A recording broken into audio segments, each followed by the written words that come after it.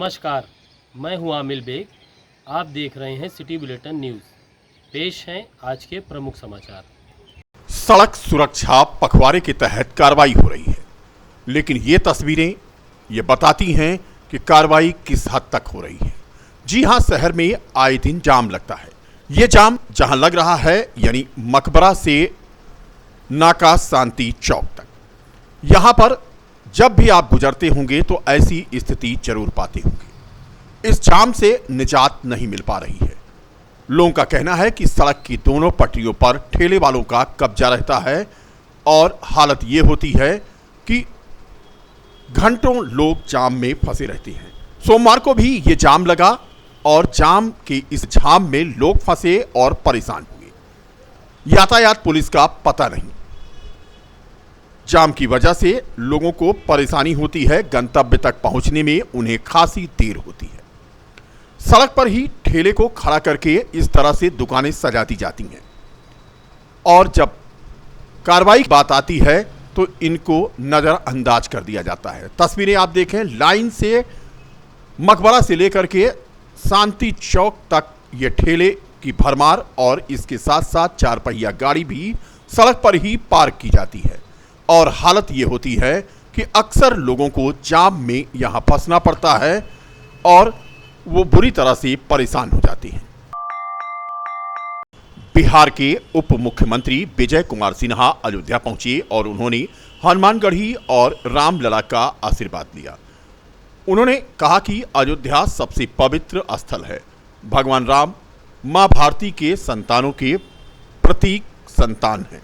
प्रधानमंत्री के हाथों भव्य मंदिर में बाल स्वरूप रामलला विराजमान हुए हैं, जिसकी उन्हें खुशी है। आज धार्मिक यात्रा किस तरह आज देखिए, माँ भारती के सनातन के संतानों का सबसे पवित्र तीर्थ स्थल अयोध्या है, जहाँ भगवान राम पूरे माँ भारती के संतानों के मर्यादा, सम्मान, स्वाभिमान के प्रतीक हैं और उनके दर्शन करने देश के माननीय प्रधानमंत्री नरेंद्र मोदी जी द्वारा जो नए मंदिर का प्रतिष्ठापना किया गया और जिस तरह से बाल स्वरूप में भगवान राम आज विराजे हैं, पूरे भारत के अंदर राम राज्य की ओर एक सकारात्मक ऊर्जा का संचार हुआ है। आज इस धरती को नमन करने और फिर से मर्यादा का अध्याय भारत के अंदर जो शुरू हुआ है वह आगे बढ़े, यही कामना करने के लिए हम भगवान राम के दरबार में आए हैं। हरियाणा की जीत को लेकर के आए हैं। हरियाणा की जीत को लेकर के देखिए, आज तो धर्म की बात है। हनुमानगढ़ी में हनुमान जी का दर्शन करने आए हैं और हरियाणा की जीत तो हनुमान जी। मनरेगा योजना अंतर्गत जनपद अयोध्या में ब्लॉकों में स्वीकृत गांव पंचायतों द्वारा कराए गए पक्के कार्यों की सामग्री मद के वर्षों से बिल फीड न किए जाने और एफटीओ न सृजित किए जाने तथा कई सालों से संचित गांव कोष का पैसा गांव निधि में न स्थानांतरित किए जाने सहित अपनी वर्षों से लंबित 8 सूत्रीय मांगों को लेकर प्रधान संघ ने आज जिलाध्यक्ष राजेश प्रताप सिंह की अगुवाई में मुख्य विकास अधिकारी अयोध्या को एक ज्ञापन सौंपा और मुद्दों पर वार्ता की। वार्ता सकारात्मक रही। मुख्य विकास अधिकारी ने सभी मुद्दों को शीघ्र ही हल करने का आश्वासन दिया। जिलाध्यक्ष राजेश सिंह ने पत्रकारों के पूछे जाने पर बताया कि जनपद के सभी प्रधान अपनी मांगों को लेकर लामबद्ध हैं और यदि जनपद अयोध्या में मनरेगा बिलों की फीडिंग आज से शुरू नहीं हुई तो कल प्रधान संघ जनपद के सभी ब्लॉकों पर धरना देगा।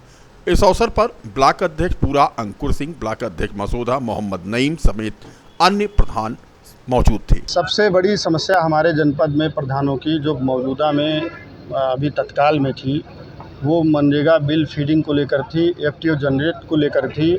पिछले 2-3 सालों से हमारे गांव पंचायतों द्वारा ब्लॉक से स्वीकृत तकनीकी वित्तीय स्वीकृत पक्के काम मनरेगा के करा दिए गए, लेकिन ब्लॉकों द्वारा बिल फीड नहीं किया जा रहा है, जिससे हमारे गांव पंचायतों की डेटा कई गांव पंचायतों में 20-20, 15-15 लाख, 25-25 लाख है। प्रधानों की स्थिति बहुत ख़राब है। अन्य जनपदों में बराबर बिल फीड हो रहे हैं। हमारी मांग यही थी कि चूँकि शासन ये कह रहा है कि जब तक आप बिल फीड करके एफटीओ जनरेट नहीं करोगे तब तक हमें देयता नहीं दिखाई देगी, और शासन बिल फीड और एफटीओ जनरेट के सापेक्ष ही पैसा दे रहा है। तो हमारे बिल फीड कराए जाएँ, और नहीं तो हमने बता दिया है, डीएम सर को भी बता दिया है, सीडीओ सर को भी बता दिया है कि हमारे प्रधान साथी धरने पर जाने को मजबूर होंगे। दूसरी समस्या हमारी संचित गांव निधि की थी। संचित गांव निधि का पैसा हमारे पिछले कई सालों से एसडीएम के खातों में पड़ा है, तो वो पैसा हमारे गांव पंचायतों में जाना चाहिए। कुछ समस्याएं सफाई कर्मी, राशन कार्ड, अन्य संबंधित कई समस्याएं थी, जिसको हम लोग सीडीओ सर से मिलके उनको बताए भी हैं, वार्ता भी हुई है, सकारात्मक वार्ता हुई है, ज्ञापन भी दिया। उन्होंने पूरा आश्वासन दिया है कि इसको सबका हम समाधान कराएंगे। मांगे नहीं पूरी हुई तो क्या रहेगी? अगर आज बिल फीड शुरू नहीं हुआ तो कल हमारा प्रधान अपने अपने ब्लॉक पे धरना करेगा। अयोध्या पहुंचने पर समाजवादी पार्टी के प्रदेश अध्यक्ष श्याम लाल पाल का पदाधिकारियों ने स्वागत किया। सहकारी गन्ना समिति के चुनाव में नामांकन के दौरान हुई मारपीट में घायल सपा नेता से सर्किट हाउस में पहुंचकर उन्होंने मुलाकात की। प्रदेश अध्यक्ष ने बताया कि यह सरकार किसान विरोधी है, किसानों की लड़ाई में हम उनके साथ हैं। चुनाव पर कहां गठबंधन रहेगा और कहां नहीं रहेगा, यह राष्ट्रीय नेतृत्व तय करेगा। कार्यकर्ताओं से मिलने के लिए आए श्यामलाल पाल ने कहा कि भारत में एक संविधान है, शासन सत्ता में बैठे लोगों की जिम्मेदारी संविधान के अनुसार देश को चलाने की होती है। उसी संविधान में है लोकतंत्र, और वर्तमान सरकार द्वारा लोकतंत्र के साथ विश्वासघात किया जा रहा है। लाइन होती, इसका मतलब ये नहीं है कि हम नामांकन करने जा रहे हैं। एक तरफ नामांकन करने में भीड़ रोकती है सरकार कि केवल कैंडिडेट्स जाएं, तमाम बैरिकेटिंग कर दी जाती है तो वहां पर और कोई ना जाए, समर्थक और प्रस्तावक लोग जाएं। दूसरी तरफ आप भीड़ की बात कर रहे हैं, नहीं जिससे नहीं, तो जो दाखिला करने के लिए जा रहा था, हाँ, उसके साथ में लोग थे, उसके प्रस्तावक थे, समर्थक थे, वो स्वयं किसान है। ये कौन सी बात है कि हम भीड़ लेकर के जाए लोकतंत्र में? हम लोग संविधान के मानने वाले लोग हैं। लोकतंत्र के हिसाब से हम लोग लोकतांत्रिक व्यवस्था के आधार पर इस देश में राजनीतिक, सामाजिक, आर्थिक उन्नयन की बात करते हैं। चुनाव हमने पहले भी कहा कि हम लोग संविधान के तहत हम लोग चुनाव लड़ेंगे।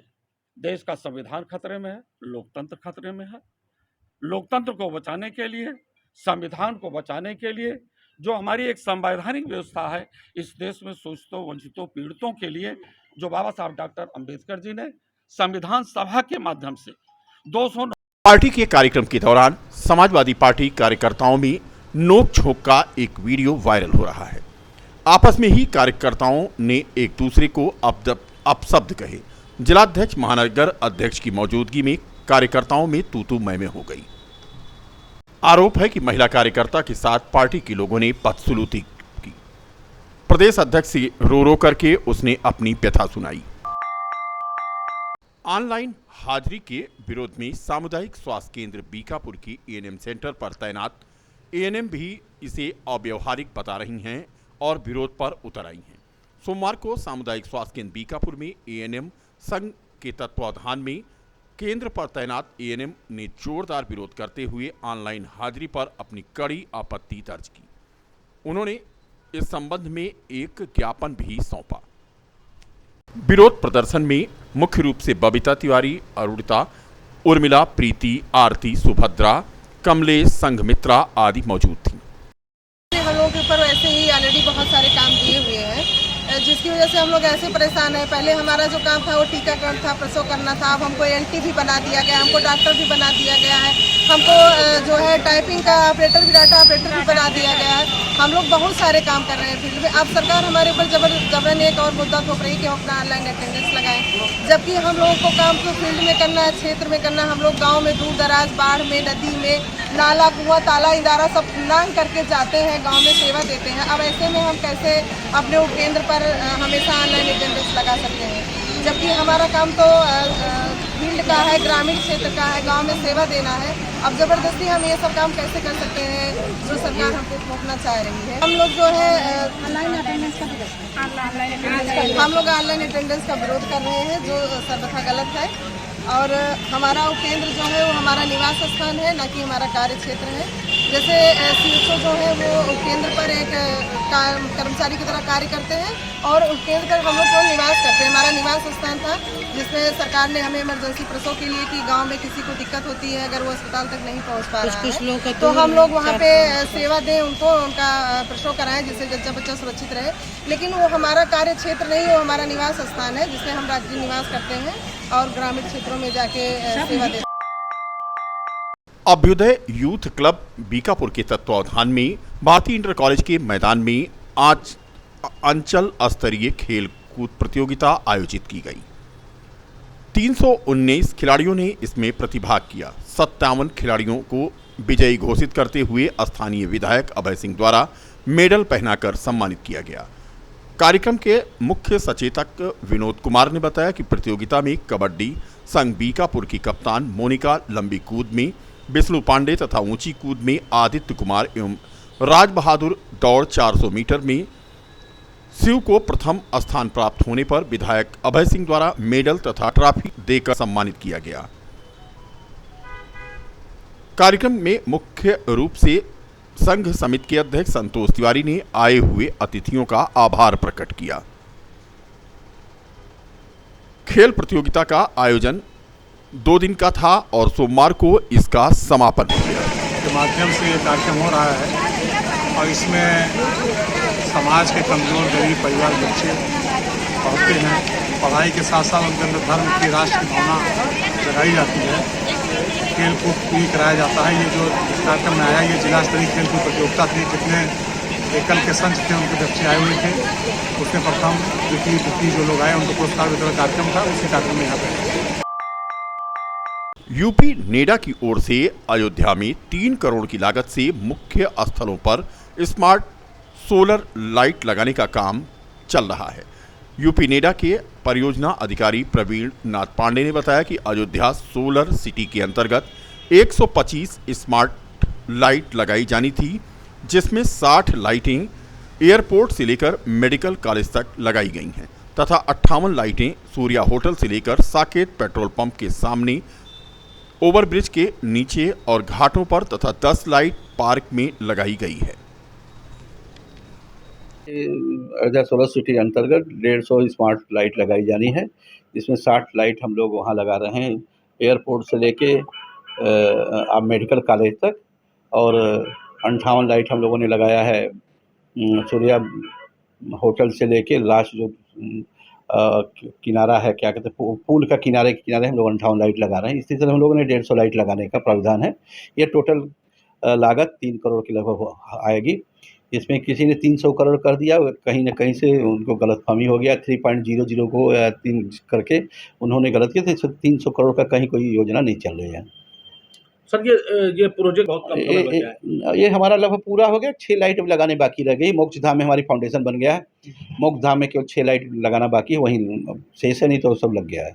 300 करोड़ वाली करोड़ की मतलब जो बात है गलत है। 2 लाख रुपए पर किलोवाट के हिसाब से, अरे 2 लाख रुपए पर लाइट के हिसाब से 3 करोड़ की लागत का है 150 लाइट लगाए जाने का। लेकिन मतलब नगर आयुक्त वगैरह जो हम लोगों को निर्देश देते हैं, उसके आधार पर हम लोग अपना काम करते हैं। गुड बता दें, रविनाथ पांडे, कौन सा है ऑफिस? PO NEDA.